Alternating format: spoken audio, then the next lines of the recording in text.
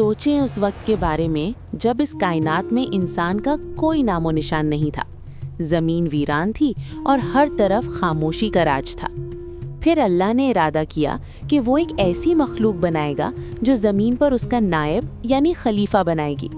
रिवायत में आता है कि जब अल्लाह ने हज़रत आदम अलैहिस्सलाम को बनाने का फ़ैसला किया तो फ़रिश्ते ज़मीन पर भेजे गए ताकि वो ज़मीन के हर हिस्से से मिट्टी इकट्ठी करें।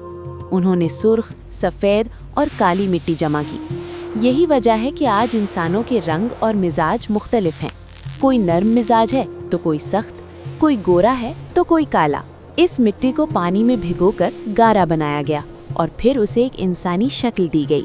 ये पुतला सालों तक खुश्क होता रहा, यहाँ तक कि ये खनखनाती हुई मिट्टी बन गया। फिर वो मुबारक घड़ी आई जब अल्लाह ने इस बेजान पुतले में अपनी रूह फूंकी।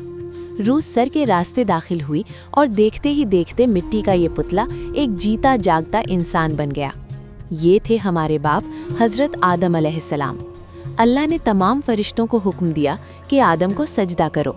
सब फरिश्ते सजदे में गिर गए, लेकिन एक नहीं झुका। वो इब्लीस था।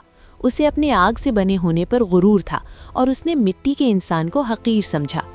यही वो लम्हा था जब इब्लीस रांदाए दरगाह हुआ और इंसान और शैतान की जंग शुरू हुई। लेकिन ये तो सिर्फ शुरुआत थी। हज़रत आदम जन्नत से ज़मीन पर कैसे आए और अम्मा हव्वा की तख्लीक कैसे हुई, ये एक अलग दास्तान है जो हम अगली वीडियो में बयान करेंगे। अगर आप तारीख़ के गुमशुदा औराक जानना चाहते हैं तो इस चैनल को अभी सब्सक्राइब करें।